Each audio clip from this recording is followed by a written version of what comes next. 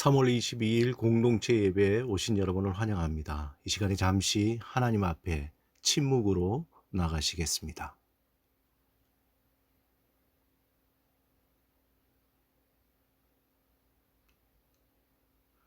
다 같이 만복의 근원 하나님 주님 앞에 올려드립니다.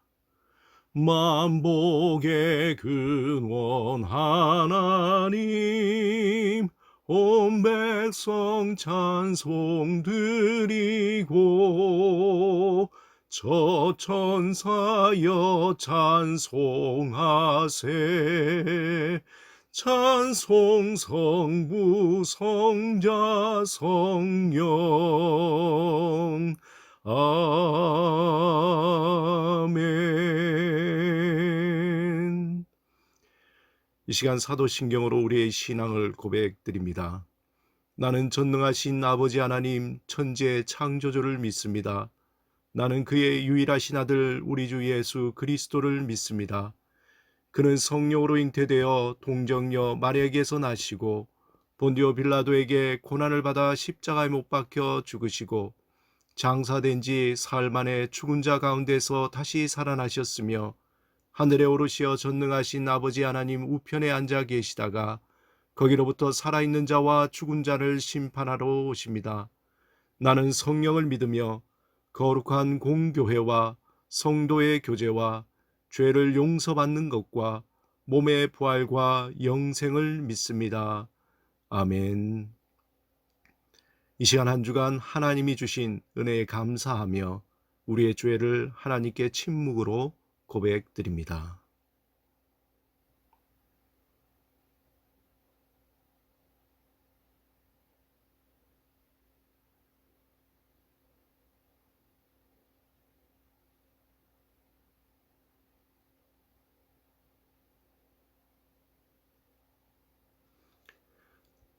하나님께서 우리에게 주시는 사제의 말씀입니다.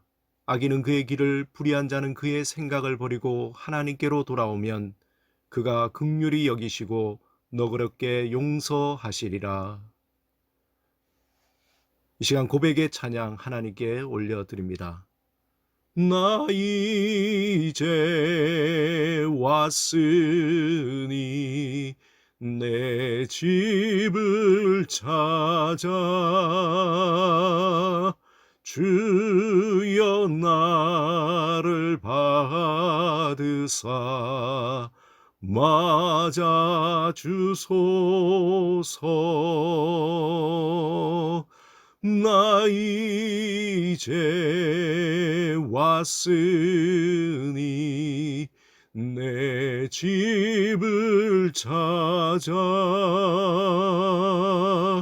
주여 나를 받으사 맞아 주소서.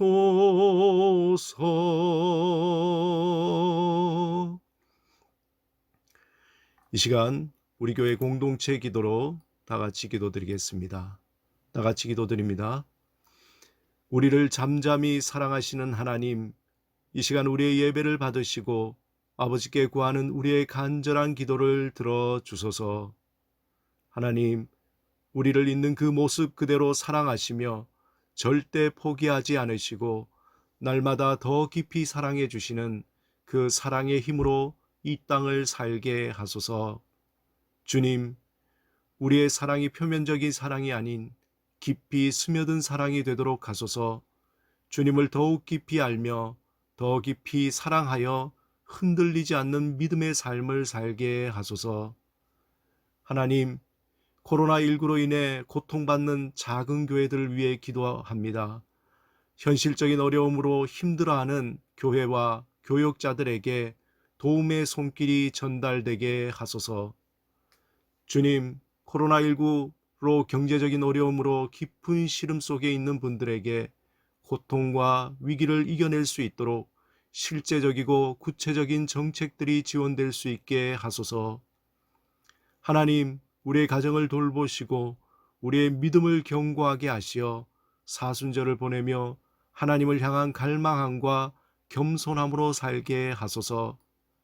주님, 한국교회가 이 땅의 어려움에 함께 동참하며 기도와 다양한 헌신으로 지역사회를 품고 하나님의 선한 영향력을 전하는 온전한 공동체가 되게 하소서. 주여, 우리를 불쌍히 여기시며 우리에게 자비를 베푸시고 우리의 기도를 들어주소서. 아멘. 이 시간에 준비하신 예물 하나님께 올려드리겠습니다. 내게 있는 향유옥가 주께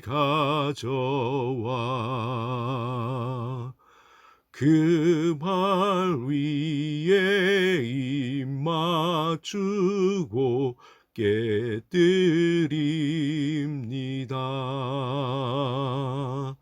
나를 위해 험한 산길 오르신 그 발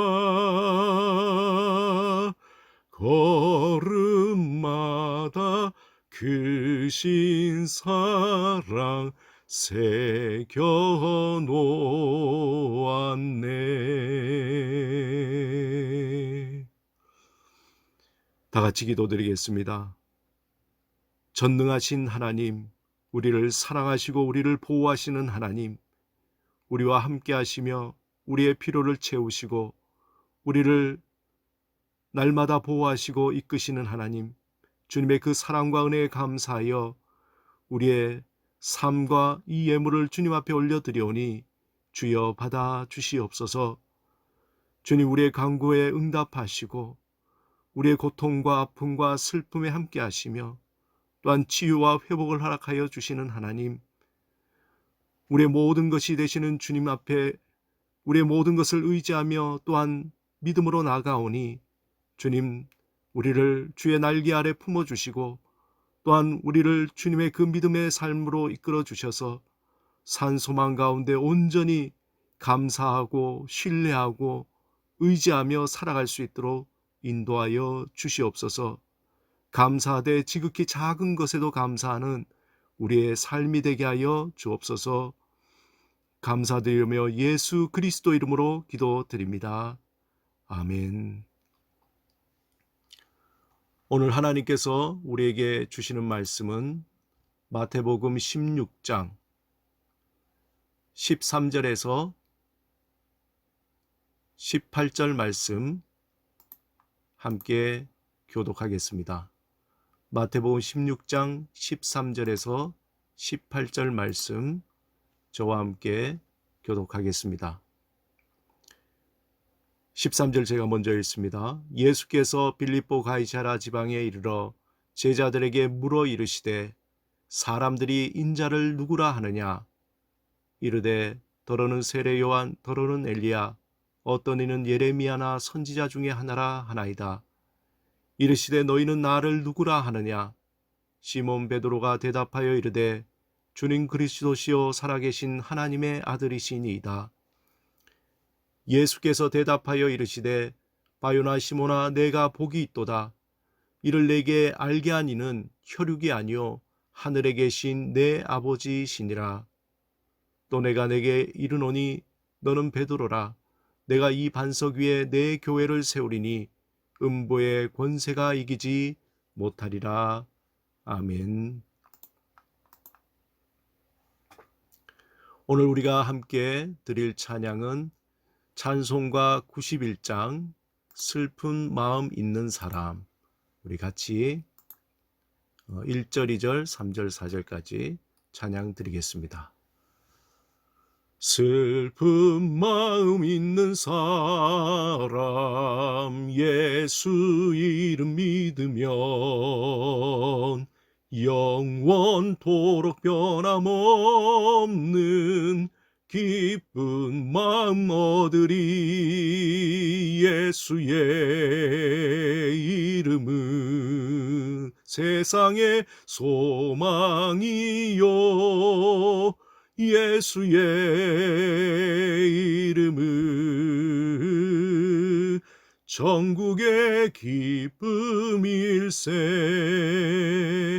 거룩하신 주의 이름 너의 방패 삼으라. 환난 시험 당할 때에 주께 기도드려라. 예수의 이름은 세상의 소망이요, 예수의 이름은 천국의 기쁨일세. 존귀하신 주의 이름 우리 기쁨 되도다. 주의 품에 안길 때에 기뻐 찬송 부르리. 예수의 이름은 세상의 소망이요, 예수의 이름은 천국의 기쁨일세. 우리 갈 길 다 간 후에 보좌 앞에 나가 왕의 왕께 경배하며 멸류관을 드리리. 예수의 이름은 세상의 소망이요, 예수의 이름은 천국의 기쁨일세.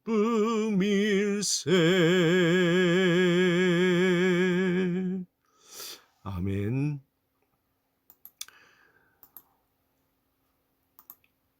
이 시간에 우리 함께 서로 인사 나누겠습니다. 샬롬. 예, 오늘 이렇게 음성으로만 여러분들하고 나누게 되어서 너무나 아쉽습니다.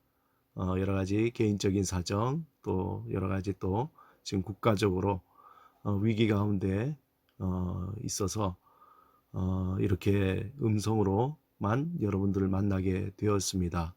이 점 양해해 주시고 음성이지만 함께 동일하게 예배드리는 그러한 마음으로 주님 앞에 나가길 원합니다.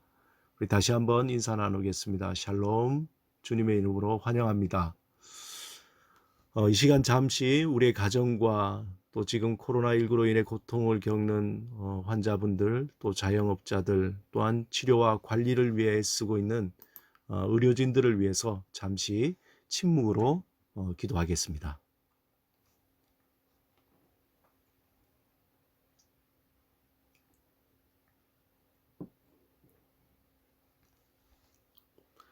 하나님 아버지, 이 시간에 주님 앞에 간절히 기도드립니다. 코로나19로 인하여서 온 나라뿐만 아니라 전 세계가 큰 위기에 있습니다. 많은 환자들이 속출하며 또한 경제적인 심각한 타격으로 또 많은 분들이 어려움을 겪고 있습니다. 주님, 속히 이 위기를 주님께서 거두어 주시고 또 극복할 수 있도록 주님께서 도와주시옵소서. 이를 위해서 애쓰고 힘쓰는 많은 의료진들과 많은 분들이 지치지 않고 또한 주님 그들에게 힘을 주셔서 잘 치료할 수 있도록 주께서 많은 지원을 또한 여러 가지 인도하심을 허락하여 주시옵소서. 특별히 백신과 치료제가 속히 나와 이 어려움들을 다 해결할 수 있도록 주님 도와주시기를 원하옵나이다. 우리 모든 성도들 가정 가운데 믿음의 삶을 잘 지키게 하여 주시고 어려울 때일수록 더 주님 앞에 간절히 나가며 믿음으로 승리하는 삶을 살게 하여 주옵소서. 예수 그리스도 이름으로 간절히 기도드립니다. 아멘. 이 시간 샬롬의 언어 연습하겠습니다. 나는 하나님의 사랑받는 자다. 그래, 그럴 수도 있지. 이제 현재를 살자. 우리 같이 세 번씩 함께 연습하겠습니다. 나는 하나님의 사랑받는 자다. 나는 하나님의 사랑받는 자다. 나는 하나님의 사랑받는 자다. 그래, 그럴 수도 있지. 그래, 그럴 수도 있지. 그래, 그럴 수도 있지. 이제 현재를 살자. 이제 현재를 살자. 이제 현재를 살자. 오늘의 설교 제목은 머무름의 헌신입니다. 그동안 우리는 시간의 헌신, 체험의 헌신, 또 비움의 헌신으로 함께 나누었습니다. 한 가지 여러분에게 꼭 드리고 싶은 말씀은 이 헌신이라는 단어입니다. 여러분, 우리의 삶의 변화는요, 헌신 즉 우리의 모든 것을 던지는 결단이 있을 때 그때 변화가 있습니다. 돈을 버는 것도, 학업을 하는 것도, 어떤 무엇을 함에 있어서 자신의 모든 것을 던지지 않으면은 그에 따르는 열매가 없습니다. 우리는 처음 시간의 헌신에서 함께 나눴습니다. 모든 것은 심는 대로 거둔다는 갈라디아서 6장 7절의 말씀. 이것이 하나님이 이 세상을 창조하실 때에 심어두신 아주 중요한 원리입니다. 중요한 것은 우리가 심때 무엇을 위해서 또 어떤 방향으로 헌신할 것인가입니다. 하나님은 세상을 향한 헌신 즉 육체를 위하여 심은 것은 썩어질 것으로 거두고 성령을 위하여 심은 것은 성령으로부터 영생 즉 영원한 생명을 거둔다는 것입니다. 이 말이 무슨 말씀입니까? 우리가 이 세상의 시간 속에서 이 세상에 집착하여 이곳에서 무엇인가를 이루려고 하는 모든 것들은 다 썩어져 없어지는 허무한 것들이라는 것입니다. 반대로 우리가 하나님을 향해서 심는 모든 것은 영생 즉 영원한 하나님의 시간 속에서 사라지지 않고 열매를 맺는 것입니다. 그런데 여기에 우리의 작은 고민이 있습니다. 하나님을 향해 심는다는 것이 우리가 기대하는 돈이나 명예나 세상의 지위 같은 것처럼 이렇게 밖으로 보여지는 형태면은 좋은데, 아니면은 통장의 잔고처럼 어떤 계량적으로 측정 가능하면 얼마나 좋겠습니까? 하지만 이 부분은 아쉽게도 신비로 가려져 있습니다. 왜냐하면 이것은 하나님과 우리와 관계적인 영역이기 때문입니다. 친구나 연인 사이에서 얼만큼 친한지 또 얼만큼 사랑하는지에 대해 계량적으로 측정할 수 없습니다. 물론 표면적으로 어떤 표정이나 어떤 말이나 선물을 주고받는 것으로 보여질 수는 있습니다. 하지만 그것만이 다가 아니기 때문입니다. 아무리 좋은 선물을 친구에게 주고 값비싼 보석을 애인에게 선물로 준다고 해도 그것이 곧 친구와 얼마나 친한가, 애인을 얼마나 사랑하는가를 정확하게 알 수 없다는 것이 안타까운 현실입니다. 그렇게 좋아하고 친하다고 하고는 배신하고 돌아서 버리는 것이 우리의 인간의 관계 아닙니까? 너 없으면 살 수 없다고 사랑을 고백하지만 어느 날 헌시짝 버리듯 애인을 차버리고 다른 사람과 사귀는 일로 우리 주위에 아주 빈번합니다. 하나님과의 관계에서도 하나님을 전적으로 믿습니다, 신뢰합니다, 사랑합니다 라고 말은 하지만 정말 신뢰하고 사랑하는 것은 시간이 지나면 자연스럽게 알게 됩니다. 진실로 내가 또는 저 사람이 하나님을 정말 사랑하고 신뢰했는지 시간이 흐르면 흐를수록 그 열매로 알 수밖에 없다는 것입니다. 궁극적으로 이 세상이 시간이 끝나는 그날, 새 하늘과 새 땅이 열리는 그날에 모든 것이 다 드러나게 됩니다. 여러분이 이 부분을 너무 추상적이거나 또 상상으로 생각할 필요는 없습니다. 이미 이 땅에서 우리가 그 원리를 쉽게 찾아볼 수 있도록 하나님이 우리의 삶 가운데 보여주셨습니다. 단적인 예로 봄이 되어 꽃이 피는 것을 보면 너무 신기하지 않습니까? 나뭇가지에 싹이 나고 그곳에서 꽃봉오리가 맺히다가 어느 순간 그 봉오리가 탁 터져서 아름다운 꽃을 피웁니다. 그 나뭇가지에 그것이 나오리라고 어떻게 알겠습니까? 그 과정에서 어떤 일이 있었는지 우리는 볼 수 없습니다. 하지만 그 나무는 땅으로 영양분을 지속적으로 흡수하고 그 영양분이 나뭇가지에 지속적으로 전달되어서 아주 작은 싹이 점점 커져 봉우리가 되어 꽃을 피우게 된 것입니다. 이 한 가지를 보면 우리는 하나님의 나라 새하늘과 새 땅이 되는 그 날에 어떠한 일이 일어날 것인지 어렴풋이 그려볼 수 있습니다. 그날이 언제일지 우리는 알 수 없습니다. 하지만 어느 순간 그날이 되어 세상의 꽃봉오리가 터져서 새하늘과 새 땅에 꽃을 피우게 됩니다. 예수님의 이름을 빙자하여 거짓과 사리사욕을 취한 자들, 하나님의 이름을 걸고 자신의 물질적인 욕심을 채우는 자들, 권력의 욕심에 취해서 또 자신의 이름을 드러내고자 하는 모든 이들, 모든 것들이 다 드러나게 되어 심판을 받게 될 것입니다. 한편 예수를 믿고 하나님의 뜻대로 살려고 애를 쓰지만 오히려 삶은 더욱더 힘들어지고 생각처럼 일이 잘 풀리지 않고 열심히 했다고 하지만 당장 보이는 열매가 없어도 여러분 안심하시기 바랍니다. 또 인내하시기 바랍니다. 그러한 수고의 씨가 심겨져서 그날의 아름다운 열매로 맺혀져 있을 것입니다. 그러므로 우리는 세상을 향해 썩어질 것을 위해 헌신하는 삶이 아니라 예수 그리스도 안에서 말씀을 따라 하나님만을 바라보며 종말 즉 영원한 하나님의 시간에 맺히게 될 그 열매를 기대하고 헌신하며 살아야 합니다. 그렇다고 그 삶을 위해서 이 세상에서 마냥 기도만 하고 말씀만 읽고 모든 관계를 끊고 고립되어 살라는 것은 아닙니다. 오히려 더욱더 그 삶의 자리에서 다른 사람들과 관계 속에서 하나님의 그 말씀을 따라 살아야 합니다. 그것이 참 힘들죠. 그것이 어렵죠.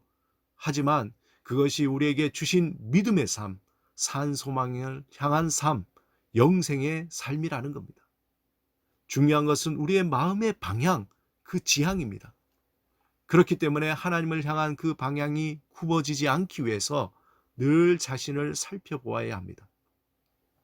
하나님의 말씀을 채우고 우리의 헛된 욕심을 비울 때 이 땅에서 서서히 우리의 삶에 영생의 열매들이 순간순간 봉우리 지어지고 종말에 터져서 꽃 피우고 열매를 맺게 됩니다. 우리는 우리 자신을 너무나 잘 압니다. 우리가 얼마나 연약하고 이기적이고 속물인지 너무나 잘 압니다. 또한 이 사회가 인간의 욕심을 채우기 위해서 교묘하게 그물망처럼 짜여 하나님을 향한 지향을 꺾고자 한다는 것도 압니다. 마치 우는 사자와 같이 순간마다 우리를 위협하고 있습니다. 좀 더 심각하게 말씀드리면 하나님을 향한 지향을 갖고 하나님의 뜻을 따라 생명의 씨를 심으면 산다는 것은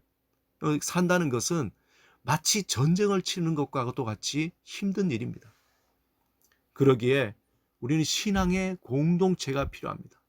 매주 함께 예배드리고 서로 격려하고 위로하고 일으켜 세워주는 공동체가 필요합니다. 그런 의미에서 우리가 함께 한 장소에서 예배드리지 못한다는 것이 너무나 안타깝고 슬픈 일이에요. 빨리 우리가 함께 예배드리고 함께 교제 나누며 격려하는 그날이 오기를 간절히 기도합니다.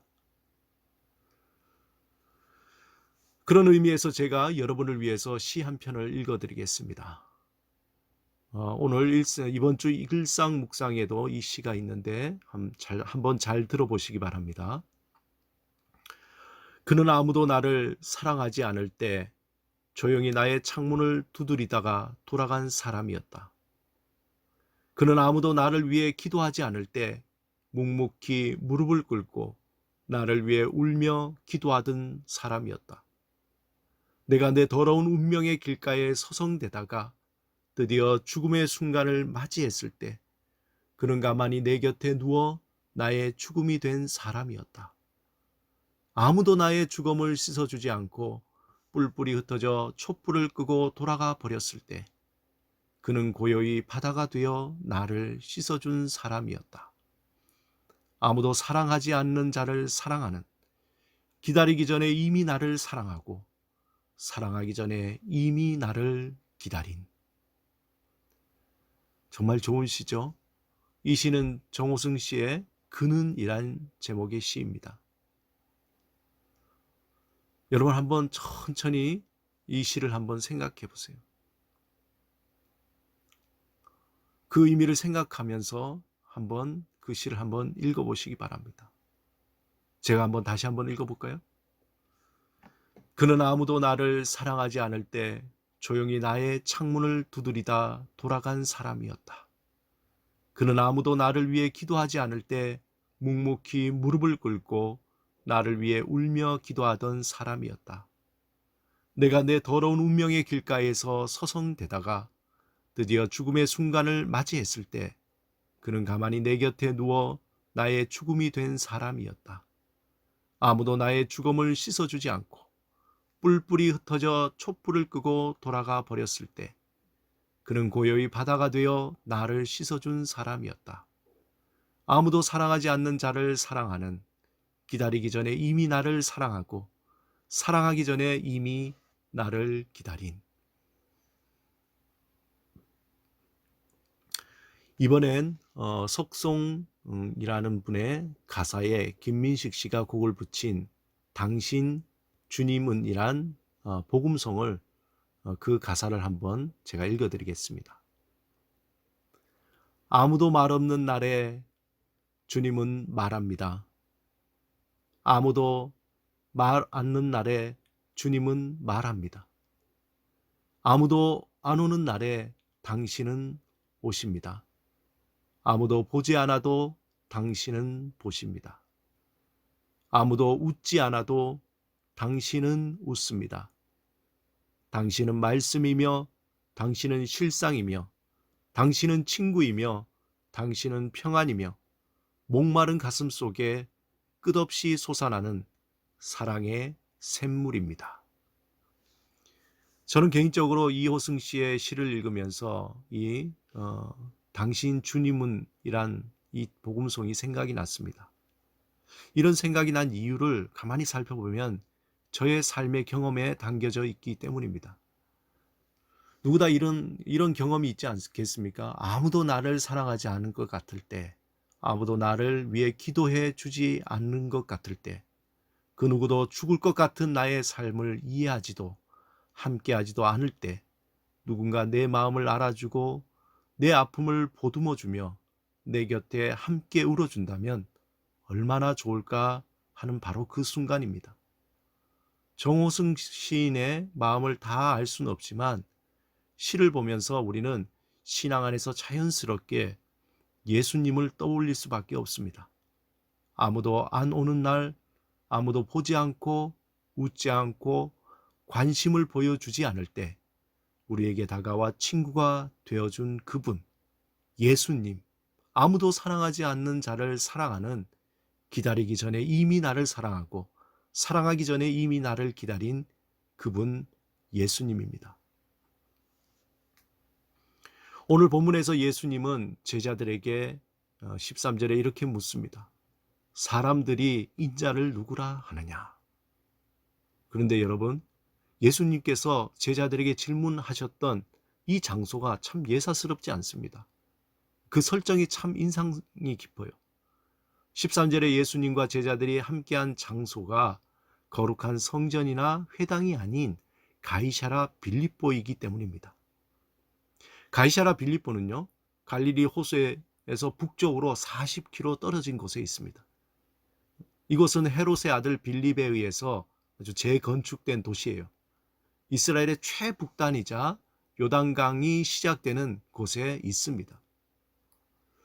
가이사랴 빌립보는 처음의 이름은 파네온이었으며 BC 332년 알렉산더 대왕의 정복 후에 파네온 산에 판신을 위한 신전이 건축되었습니다.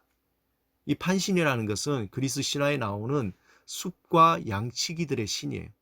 즉 목양의 신입니다. 그래서 그 형상이 이마 아래는 염소의 뿔이 솟아나 있으며 온몸은 털투성이였고 허리 아래로는 염소와 같은 모습을 하고 있습니다. 또한 판은 또 호색한이어서 숲속의 요정이나 인간 세상의 여성을 보면은 덮치기를 좋아했던 것으로 전해지고 있습니다. 그래서 영어에서 보면 공포를 패닉이라고 하지 않습니까? 이렇게 부르는 것도 판신의 이름에서 유래한다고 합니다. BC 1세기 말에 로마는 헤롯 대왕에게 이곳 파니아스를 주었고, 헤롯은 샘물 가까이 신전을 짓고 당시 로마 황제 아우구스투스에게 바쳤습니다. 이 헤롯이 죽은 후에 파니아스는 BC 2년에 그의 아들 헤롯 필립이 통치하였고, 도시를 더 크게 정비하고 수도로 삼았습니다. 그런데 헤롯 필립스는 이 도시의 이름을 바꾸었습니다. 그의 아버지 헤롯 대왕이 지중해에 건설한 가이샤라라는 그곳의 이름과 구별하기 위해서 자신의 이름을 넣어 가이샤라 빌립보라는 이름으로 명명했습니다. 역사가들의 말에 의하면 그것은 수리아의 바알 숭배의 중심지였다고 하고, 실제로 그곳에서 14개나 되는 바알 신전이 있습니다. 제가 성기순례 갔을 때 이곳을 방문했는데요. 정말 아주 그 우상의 그 어떤 이미지들이 가득한 곳입니다. 바알은 풍요의 신이라고 생각되었고, 바알 신전의 남녀의 음란한 행위에 의하여 바알 신을 흥분시켜야 그 바알 신이 이 세상에 풍요를 내려준다고 믿었습니다. 그러니까 그 신전 안에서 무슨 일이 일어났는지 우리가 말할 필요도 없습니다. 또 근처에 커다란 언덕이 있었는데 그 한가운데는 깊은 동굴이 있습니다. 그리고 그 동굴은 그리스 신화에 나오는 자연신 판이 탄생했다고 전해집니다. 이번 주 일상 묵상에 이 가이사라 빌립보에 대해서 나와 있으니까 여러분들 한번 잘 읽어보시기 바랍니다. 제가 이 장소에 대해서 장황하게 설명하는 이유가 있습니다. 예수님은 그의 공생의 말, 즉 3년여 동안의 제자들과 동고동락하면서 마지막에 그들을 데리고 이곳 우상이 가득한 신전에서 질문을 던진 것입니다. 그 분위기를 여러분 느낄 수 있겠습니까? 만약 인도네시아 발리에 힌두 사원에서 예배를 드린다고 한번 생각해 보세요. 아니면 한밤중에 강남의 그 휘황찬란한 데에서 그 네온사인의 불빛이 가득한 클럽에서 성경 공부를 한다고 생각해 보세요. 분위기가 어떨까요? 집중이 될까요? 그 주위의 분위기에 압도되어서 정말 어떤 분위기가 날까요? 예수님은 그러한 곳에서 제자들에게 질문을 합니다. 사람들이 인자를 누구라 하느냐?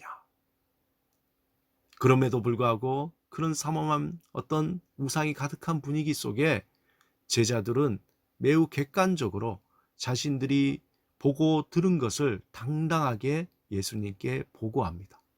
본문 14절에 보면 이르되 더러는 세례 요한, 더러는 엘리야, 어떤 이는 예레미야나 선지자 중에 하나라 하나이다. 이 말씀을 들으신 예수님은 잠시 이때 제자들을 보시며 다시 묻습니다. 레게이 아우토이스 히메이스 데 티나 메레 레게테 에이나이. 깜짝 놀라셨죠? 헬라어입니다. 무슨 뜻입니까? 너희는 나를 누구라 하느냐? 너희는 나를 누구라 하느냐? 그러자 이전의 질문에 자신 있게 대답했던 제자들이 갑자기 매우 짧은 침묵이 흐릅니다. 하지만 그 침묵은 마치 회오리 치는 폭풍과 같이 제자들의 마음을 뒤흔들어 놓습니다. 그리고 그들은 스스로 질문하죠. 정말 저분이 누구실까? 그들의 머릿속에는 순식간에 지나가는 장면들이 있습니다. 물을 포도주로 만들고 안진뱅이를 일으키며 눈먼 자를 눈뜨게 하고 권세 있게 말씀을 전하며 보리떡 5개와 고기 2마리로 5,000명을 먹이시고 바다를 잠잠케 하셨던 저분. 맞아, 죽은 모세가 살아난 거야. 맞아, 저분은 틀림없이 엘리야일 거야. 아니야, 저분은 예레미야가 분명해. 그들은 예수님의 가장 가까운 곳에서 일어난 이적과 기사와 말씀의 권세를 보고 들었지만 정작 그 순간에 예수님께서 던졌던 너희는 나를 누구라 하느냐 그 질문에 대답하지 못하고 말문이 막혀버렸습니다. 이때 베드로가 조심스럽게 대답합니다. 주는 그리스도시요 살아계신 하나님의 아들이시니이다. 예수님이 누구신지 정확하게 대답하는 베드로의 모습에서 예수님은 그의 또 다른 대답을 보셨습니다. 예수님이 잡히시던 날 밤 대제사장 집들 밖에서 서성이며 불을 쬐고 있을 때 한 여종이 베드로에게 묻습니다. 너도 이 사람의 제자 중에 하나가 아니냐? 베드로가 대답합니다. 나는 아니라. 잠시 후 다른 사람들이 그에게 또 묻습니다. 너도 그 제자 중에 하나가 아니냐? 베드로가 부인하여 대답합니다. 나는 아니라. 잠시 후에 대제사장의 종 하나가 베드로에게 묻습니다. 내가 그 사람과 함께 동산에 있는 것을 내가 보지 아니하였느냐? 베드로는 더욱 강하게 부인합니다. 나는 아니라. 사랑하는 여러분, 왜 베드로는 3년 동안 예수님이 하신 그 일을 생생하게 보고 자신 있게 예수님이 누구인지 고백했으면서도 불구하고 위기의 순간에 예수님을 부인했을까요? 아마 저와 여러분은 베드로의 모습에서 우리의 모습을 보셨을 겁니다. 우리가 믿는다는 것이 무엇입니까? 사실 우리가 믿는다는 것이 아니라 하나님이 주신 믿음을 우리는 받을 뿐입니다. 그런데 그 믿음이 우리 마음 깊은 곳에 스며들지 않고 지식으로 표피적인 믿음일 때 인생의 위기의 순간, 고통의 자리, 더 좋아 보이는 세상의 화려한 것들 앞에 나타나면 곧바로 무너지게 됩니다. 마치 철판 위에 화려한 색으로 아무리 칠을 해도 시간이 지나면서 그 세파에 다 그 색들이 벗겨져 버리듯이 벌거벗은 우리의 믿음의 민낯이 드러나게 됩니다. 요한복음 21장 15절에서 17절에 예수님이 죽으시고 또한 낙심에 빠진 베드로, 특별히 예수님을 3번씩이나 부인했던 배은망덕한 배신자 베드로에게 예수님이 찾아오셨습니다. 베드로의 마음은 실망과 낙심과 후회로 가득 찼습니다. 어떻게 보면 자신이 배신자라는 생각에 죽고 싶은 심정이었을 것입니다. 그의 마음은 돌처럼 굳어졌고 얼음처럼 차가웠습니다. 그런 그의 마음에, 그런 베드로에게 예수님은 이렇게 묻습니다.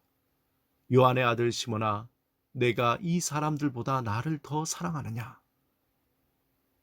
이 질문을 다른 표현으로 하면 요한의 아들 시몬아, 너에게 표면적인 사랑이 아닌 나의 스며든 사랑이 있느냐?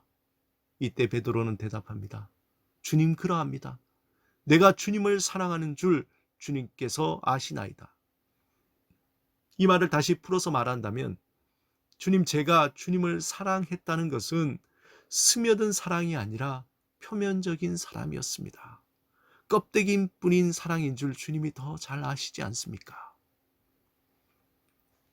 사랑하는 여러분, 바울은 에베소 교인들을 위해서 정말 간절하게 말 그대로 간이 저리도록 기도할 때 하나님께 바라던 단 한 가지가 있었습니다.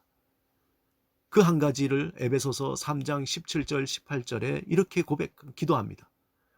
믿음으로 말미암아 그리스도께서 너희 마음에 계시게 하시었고 너희가 사랑 가운데서 뿌리가 박히고 터가 굳어져서 능히 모든 성도와 함께 지식에 넘치는 그리스도의 사랑을 알고 그 너비와 길이와 깊이와 높이와 깊이가 어떠함을 깨달아 하나님의 모든 충만하신 것으로 너희에게 충만하게 하시기를 구하노라.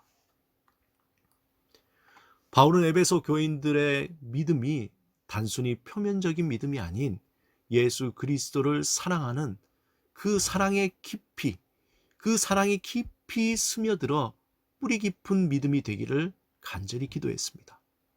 저 역시도 마찬가지입니다. 어떻게 보면 지금 우리가 살아가는 이 현실이 가이사라 빌립보와 같습니다. 그렇지 않아요? 이러한 때에 우리의 믿음의 뿌리가 깊게 내려지기 위해서는 하나님 앞에 머무르는 헌신의 시간이 있어야 합니다.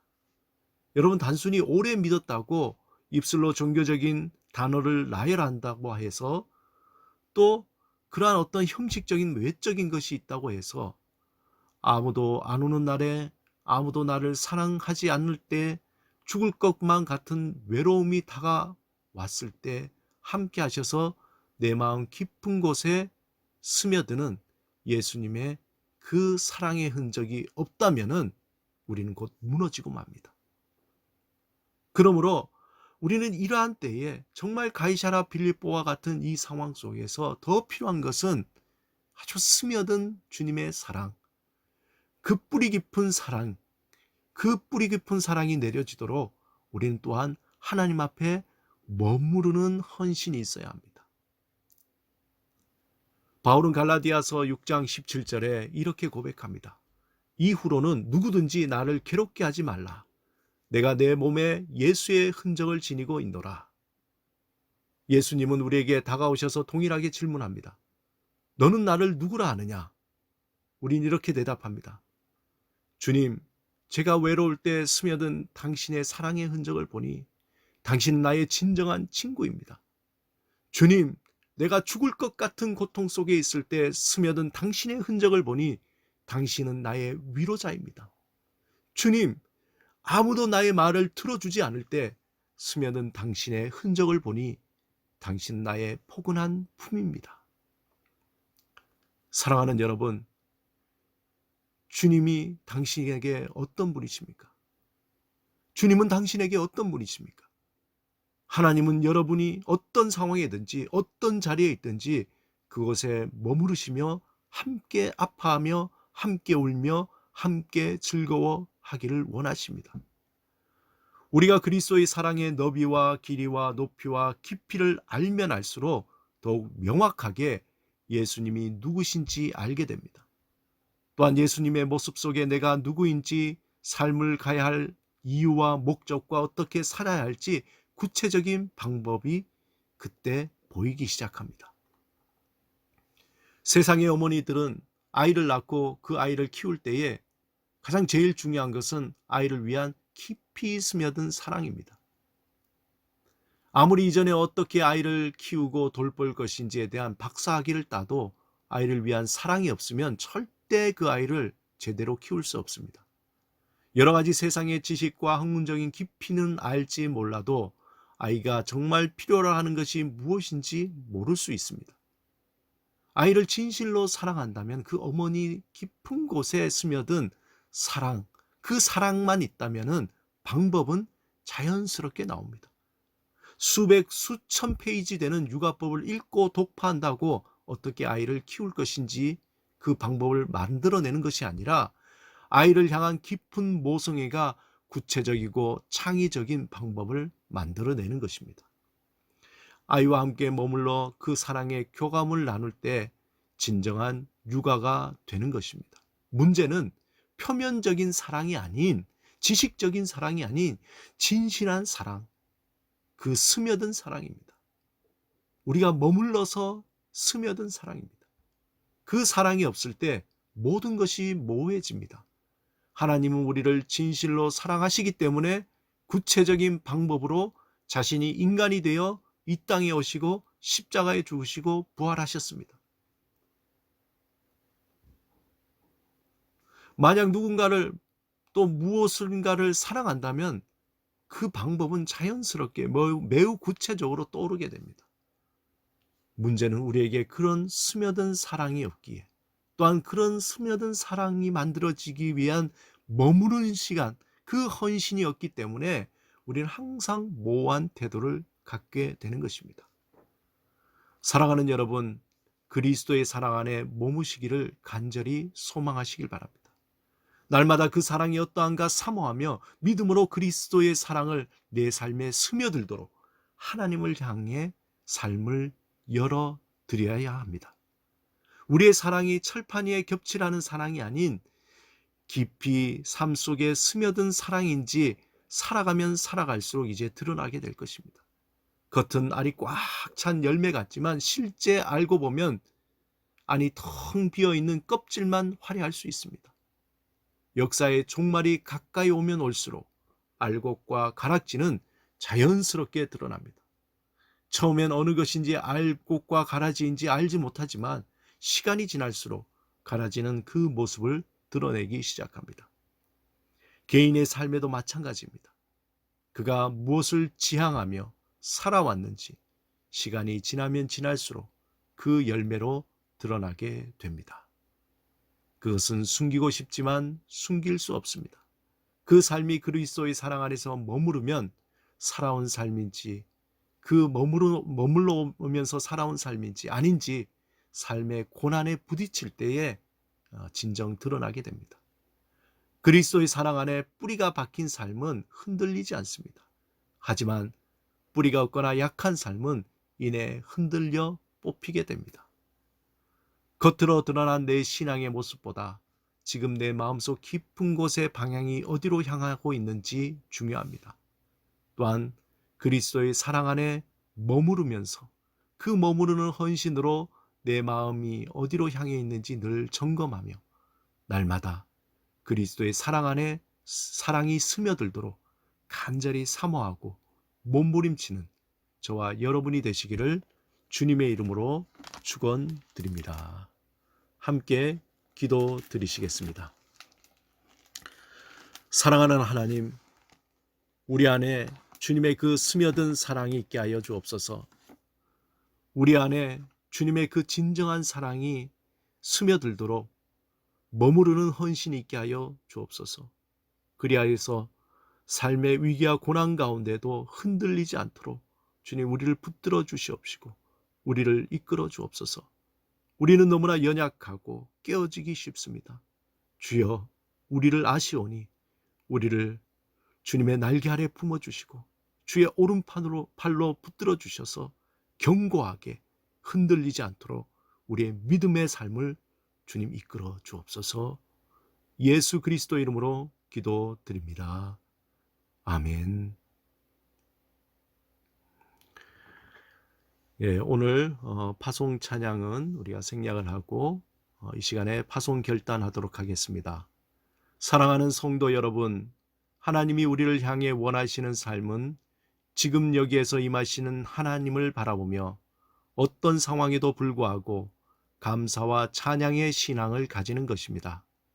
날마다 하나님 품 안에서 침묵과 경청과 분별로 평안의 삶을 누리며 살기를 바랍니다. 주여, 삶의 어떤 상황에도 하나님을 향한 감사와 찬양과 경청과 분별을 잊지 말게 하옵소서. 기도하겠습니다. 여호와는 내게 복을 주시고 너를 지키시기를 원하며 여호와는 그의 얼굴을 내게 비추사 은혜 베푸시기를 원하며 여호와는 그 얼굴을 내게로 향하여 드사 평강 주시기를 원하노라. 아멘. 예, 모든 예배를 마쳤습니다.